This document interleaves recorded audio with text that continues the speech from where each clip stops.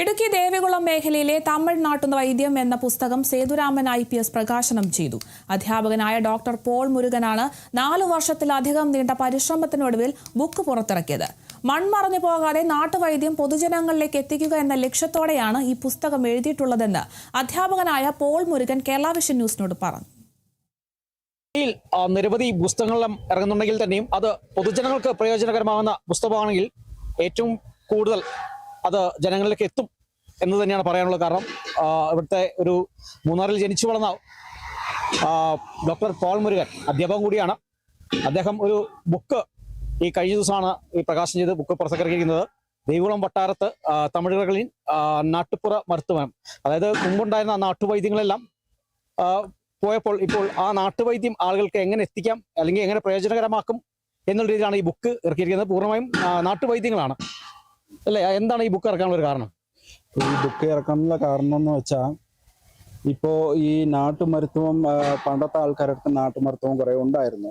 പക്ഷെ ഇപ്പോഴത്തെ ജനറേഷൻ ഈ നാട്ടുമരുത്തുവം എന്ന് വെച്ചാൽ എന്തെന്നോളം അറിയത്തില്ലായിരുന്നു. അപ്പോൾ ഇപ്പോഴത്തെ ജനറേഷൻ അറിയാൻ വേണ്ടിയാണ് ഞാൻ ഈ നാട്ടുമരുത്തുവം എഴുതിയത്.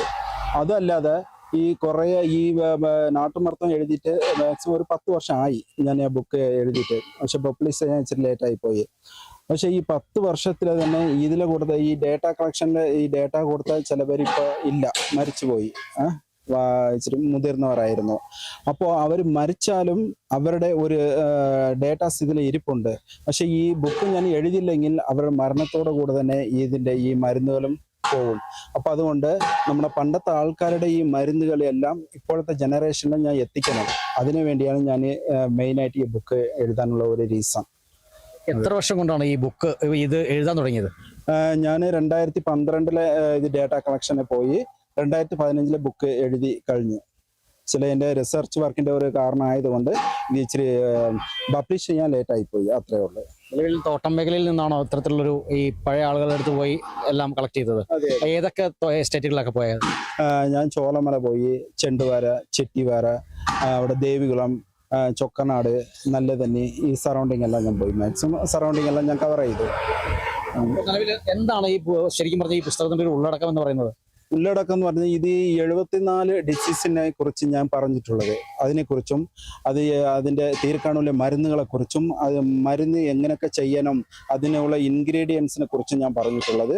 അതല്ലാതെ പെണ്ണുകൾക്കും ഗർഭിണി പെണ്ണുകൾക്കും അല്ലാതെ മറ്റേ ഇതുണ്ടല്ലോ, നമ്മൾ പശുവുണ്ട്, കോഴിയുണ്ട്, അതാണ് നമ്മൾ വളർത്തുന്ന മൃഗങ്ങൾ, അതിനെ കുറിച്ചും പിന്നെ കുഞ്ഞുങ്ങളെ കുറിച്ചും അങ്ങനെ സെപ്പറേറ്റ് ആയിട്ട് ടോപ്പിക്കിൽ ഞാൻ അതിനെക്കുറിച്ച് അതിൻ്റെ ഡിസീസിനെ കുറിച്ചും അത് ഗുണപ്പെടുത്താനുള്ള മരുന്നുകളെ കുറിച്ചും ഞാൻ ഇതിൽ പറഞ്ഞിട്ടുള്ളത്.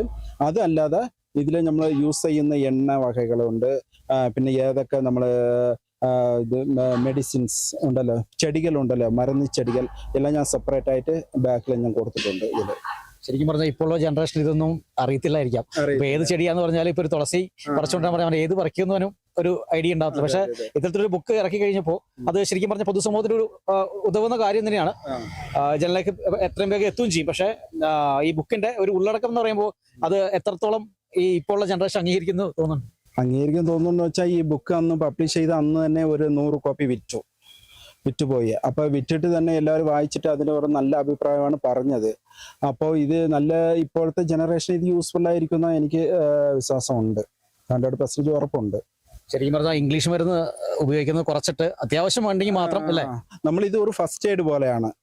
ഇപ്പൊ മാക്സിമം എല്ലാവരും ഈ ഇംഗ്ലീഷ് മരുന്ന് പോകുന്നുണ്ട്. പക്ഷെ ഇംഗ്ലീഷ് മരുന്നിനെ പെട്ടെന്ന് ഗുണമാകും, പക്ഷെ പിന്നീട് വരും. ഇത് അങ്ങനെയല്ല. ഇപ്പോൾ ഗുണമാകും ഇച്ചിരി താമസിച്ചാലും അത് പൂരണമായിട്ട് തന്നെ നമ്മൾ ഗുണമാകും. അതിനാണ് ഈ മറ്റേ നാടൻ മരുന്നിന്റെ ഒരു പ്രത്യേകത എന്ന് പറയുന്നത്. അപ്പൊ ഇപ്പൊ തന്നെ ഇതിന് നല്ലൊരു റെസ്പോൺസ് എനിക്ക് കിട്ടിക്കൊണ്ടിരിക്കുക. എല്ലാവരും വായിച്ചിട്ട് നല്ലൊരു റെസ്പോൺസ് കൊടുക്കുന്നുണ്ട്. ഇത് ഉപയോഗിക്കാൻ തുടങ്ങിയ ആൾക്കാർ ഈ ബുക്ക് നോക്കിയിട്ട് ഉപയോഗിച്ച് നോക്കിയിട്ട് ചില വീട്ടിലൊക്കെ ഇത് മാക്സിമം ഉപയോഗിച്ചുകൊണ്ട് തന്നെ ഇരിക്കുന്നത്. സപ്പോസ് എൻ്റെ വീട്ടിൽ ഞാൻ ഈ മരുന്നൊക്കെ ചിലപ്പോൾ ഞാൻ യൂസ് ചെയ്യാറുണ്ട്, ഇതൊക്കെ ഉപയോഗിച്ചുകൊണ്ടിരിക്കുന്നത്. ഈ എസ്റ്റേറ്റ് മേഖലയിൽ മാക്സിമം ഈ മരുന്നൊക്കെ യൂസ് ചെയ്യുന്നുണ്ട് ഇപ്പോഴും. ഈ നാട്ടുവൈദ്യം എങ്ങനെയാണ് ഉണ്ടായതെന്ന് വല്ല റിസർച്ച് ഒക്കെ ചെയ്തിട്ടുണ്ടോ? നാട്ടുവൈദ്യം ഉണ്ടായതെന്ന് വെച്ചാൽ അതന്നെ ഞാൻ അന്ന് പബ്ലിഷ് ചെയ്ത അന്ന് തന്നെ ഞാൻ പറഞ്ഞിരുന്നു. ഒരു പട്ടി ഉണ്ടായിരുന്നു. അപ്പൊ പണ്ടത്തെ കാലത്തൊക്കെ അവരെന്ന് വെച്ചാൽ പണ്ട് ആൾക്കാരൊക്കെ ഈ മലകളും ഈ കുന്നുകളും ഇതിലാണ് താമസിച്ചിരുന്നത്. അപ്പൊ അവരുടെ ഒരു സേഫ്റ്റിക്ക് വേണ്ടിയാണ് പട്ടിയെ വളർത്തുന്നത്. അപ്പൊ ആ പട്ടിയെ വളർത്തിക്കൊണ്ടിരിക്കുമ്പോൾ ആ പട്ടി ഒരു ദിവസം എന്തോ കഴിച്ചിട്ട് ജീരണിക്കാതെ അങ്ങോട്ടും ഇങ്ങോട്ടും തിരിഞ്ഞു മരിഞ്ഞും കിടന്നപ്പോൾ എന്ത് ചെയ്തു, അടുത്ത് ഒരു അർഹമ്പുള്ളുണ്ടല്ലോ, പുല്ല്, ആ പുല്ലെടുത്ത് അത് കഴിച്ചു. പക്ഷെ ഇവനെ അറിഞ്ഞോടാ ആ പട്ടിക്ക് എന്തായാലും അറിഞ്ഞോടാ. പക്ഷെ ആ പുല്ലെടുത്ത് കഴിച്ച ഉടൻ തന്നെ ആ പട്ടി ഇച്ചിരി സമയം കഴിഞ്ഞ് അത് ഗുണമായി. ഉടൻ തന്നെ ഇവന് എന്ത് ചെയ്ത്, അന്ന് നമ്മൾ ഈ അരുകമ്പുള്ള് കഴിച്ചാൽ നമുക്ക് ജീരണത്തിന്റെ അജീരണമൊക്കെ നമ്മൾ ദഹനമൊക്കെ ഗുണമാകുമെന്നൊക്കെ അവന് വിശ്വസിച്ചു. അപ്പൊ അത് കഴിഞ്ഞ് അവനും ഓരോരോ ചെടിയും കൊടിയും പൂവും ഇലയും ഈ മരത്തിന്റെ വേരുകളൊക്കെ എല്ലാം എടുത്ത് യൂസ് ചെയ്ത് അതിന്റെ നോയിന്റെ ഇതൊക്കെ അവൻ ഗുണമാക്കിക്കൊണ്ടിരുന്നത്.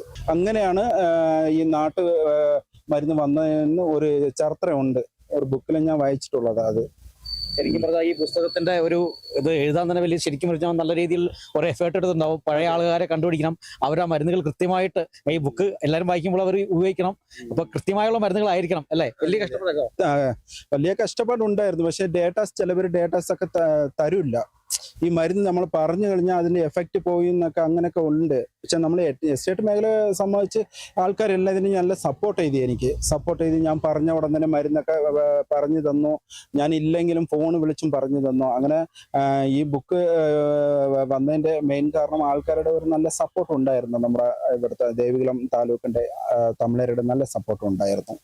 അല്ലെങ്കിൽ വീട്ടുകാരുടെ പിന്തുണക്ക് എങ്ങനെയായിരുന്നു? വീട്ടുകാരും കുഴപ്പമില്ല. വീട്ടുകാരും കുറേ ഡേറ്റാസ് ഒക്കെ എനിക്ക് തന്നു. എനിക്ക് ഒരുപാട് സപ്പോർട്ട് ചെയ്തു. വേറെ എന്തുവാ, നല്ല സപ്പോർട്ടായിരുന്നു. എല്ലാവരും നല്ല സപ്പോർട്ടായിരുന്നു. നിലവിൽ ഇത് തമിഴർകളിൽ നാട്ടുപുറ വൈദ്യം എന്ന് പറഞ്ഞ് ഇറക്കിയിട്ടുണ്ട്. ഇനി ഇത് മലയാളത്തിൽ വല്ല പബ്ലിഷ് ചെയ്യുമോ? ഇംഗ്ലീഷിൽ പബ്ലിഷ് ചെയ്യാൻ വേണ്ടി ഇരിക്കുക. നമ്മള് ഇംഗ്ലീഷിലെ മറ്റേ മഹാരാജാസ് കോളേജ് മറ്റേ എറണാകുളത്ത് ഇംഗ്ലീഷ് ഡിപ്പാർട്ട്മെന്റ് ഒരു ടീച്ചറുണ്ട്, ജൈമി ടീച്ചർ. ആ ടീച്ചർ നേരത്തെ എൻ്റെ അടുത്ത് പറഞ്ഞതാ, ഇങ്ങനെ ഞാൻ ഇംഗ്ലീഷിലെ ട്രാൻസ്ലേറ്റ് ചെയ്യാമെന്ന് പറഞ്ഞിട്ടുണ്ട്. പിന്നെ മലയാളത്തിനും ഞാൻ ഒരു ടീച്ചറിന് പറഞ്ഞിട്ടുണ്ട്. നമ്മൾ അന്ന് അനില ടീച്ചറിനെ പറഞ്ഞിട്ടുണ്ട്.